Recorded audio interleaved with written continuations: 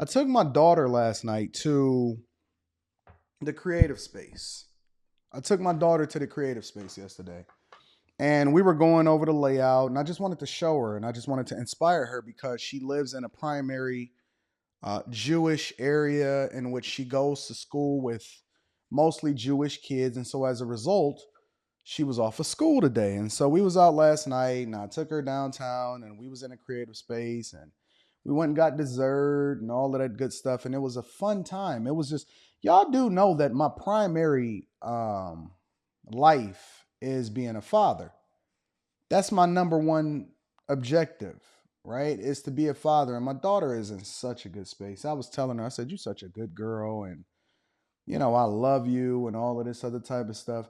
Why would you want to insult a family man like me that can do so much for you? Do so much for you." I was showing my daughter my bank accounts and my brokerage accounts because I was going over her savings. Her savings not necessarily being her savings, but she gets a certain amount every 2 weeks, and she's required to put up at least 25% of her pay, right? And so she's been doing this since, man, she was what, 4 or 5 years old as she's been able to talk and understand how to count. She's been literally saving and putting up her money. So she has her own checking account and savings account and things like that. Before we get into the whole Candace Owens, Roland Martin thing, she had her own savings account and a checking account and things like that. And I have her put up 25% every 2 weeks, right? And so every 2 months, we transfer that into her brokerage account and then we go over the numbers. Well, her brokerage account is also under my name, obviously, so she can see an entire layout of how much she has. And so as a result, I go in and I show her, and she just so happened to glance over, and she was just like, "This is crazy, Dad. Like, it's insane the amount of money that you have invested and put up and all of this other type of stuff." And she was like, "I understand you now, though." And I said, "What do you mean?" She said, "The fact that you keep going and you keep working and you keep leaving it all out on the line." I said, "Leslie, I got at least another 40 to 50 years in me. Why would I lay down now? Why would we chill now just because we hit the numbers? Why would we do that just because your college is paid for?" She said, "Yeah, I used to think, when I was a little, I wanted to get a scholarship." She said, "Now I'm just enjoying my childhood and just having a good time and making TikToks and being good in school and all of this other type of stuff," right? But let me just say this. This is one caveat that I want to give to you guys, because this is a part of the conversation that a lot of these people that are winning or successful or whatever, they don't talk about this. There's a threshold, okay? There's a threshold. And let me tell you what that threshold is. The threshold between being successful and overly successful. This is a part of the conversation that they don't tell you about. There's a threshold between being successful and overly successful. One of the things that I force people to do is paint the picture and the narrative when I'm in coaching calls for what it is that they want, right? What is the thing that I'm driving you towards? And then we reverse engineer it. And then I give them milestones and then I hold them accountable and all of this other type of stuff. If you haven't got a coaching session yet, make sure you tap in with me. Email me at antondaniels413@gmail.com and we're going to make sure we get you set up, right? And then make sure you join the Patreon. I was going through and I was checking with my editors last night, and so they almost done with the new interview that we about to drop inside of the Patreon. We'll do housekeeping in a minute right before we get into the Candace Owens things. But there's a threshold between being overly successful and successful. Now, success for a lot of people, they say that it's relative, but it's not. It's a real number. We all want nice cars. We all want to have massages. We all want to travel all the time. We want to have nice things. The only time that you can hear somebody say something stupid like, "Oh man, I don't care. All I need is a little beater and a car to get me to and from and a little house." Whenever you hear somebody say something like that, you know that they've lost in life.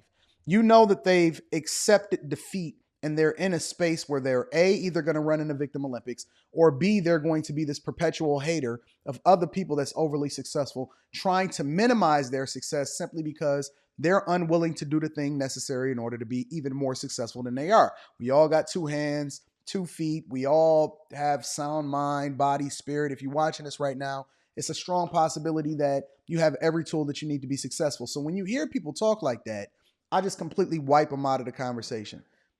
The OGs do that a lot. The OGs do that a lot. You know what I'm saying? Like, and this is one of the reasons why I wanted to add Roland Martin into this conversation. And let me mine this out real quick, y'all, and then we're gonna get straight into the Candace Owens things. But we get rid of those people, right? And then there's success. Success is a standard by which you set for yourself, and you can largely measure it by what it is that you wanted back when you was a kid, when you was in high school. What was that car that you wanted to drive? Did you want to get married? Did you want to have a great relationship, right? How much money did you want to make? What was your dream career?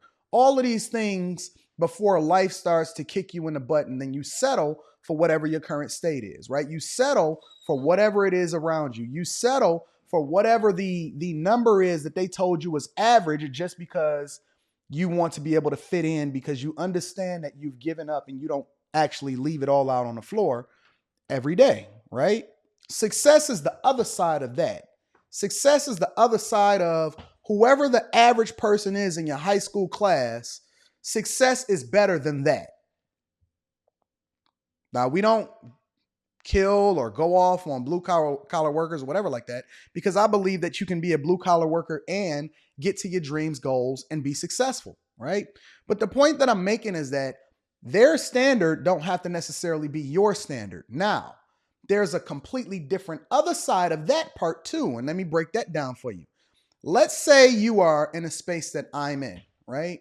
And I'm in this space that's largely like a catch-22, okay? The catch-22 is I won. Financially, I've won, right? I mean, life is great. Daughters, college funded, got every car I could ever dream of. Stock portfolio is exceptional. Businesses is booming. Content creation is off the chain. Corporate America, bags is insane. If you're a part of the Patreon, you've already seen my W-2s. You've seen my portfolio. I mean, real estate is out of control. Y'all see me purchasing land. We purchasing land now. We're not even purchasing property anymore. We're not purchasing homes, single family no more. We purchasing land, and we thinking about building right now, right? Everything is popping. Everything is great. Everything is awesome. There's a threshold though. And this is the thing that I'm struggling with. The threshold is, what number do you have to hit to where you can actually be really, really successful consistently, but then you're not overly burdened with the idea of success? It's a great problem to have, but it's a very, very real thing. And I'm telling you that, let's just say hypothetically, my number is $500,000 to $1.2 million a year. If I stay somewhere and paying myself $500,000 to $1.2 million a year, then I'm in a space where I can actually enjoy life. Anything above that, then I have to have my phone on 24 hours a day. I can't cut it off. Got overseas developers that work a completely different shift than you. You know, you're burdened with success because you work so much that you don't get an opportunity to really even be able to see what life is. And so it's that threshold that you're trying to balance, right? Because I do want to buy the Pistons. It's the thing that I push myself to do and keep that carrot in front of my face so that I can continue to be successful, right? You still want to drive yourself. You still don't want to be content. But then at what point do you work 18 hours a day, sleep 4 hours, and then you leave the rest of the time to your kid or your wife or the people that mean the most to you, right? I justified the idea of missing a family event last Saturday. I said, because listen, I'm working, I'm busy, I'm taking care of things. So in order to solve that, and it's been great this past week, now that I'm starting to see the fruits of my labor and bringing different people into my team, I got a great team of editors.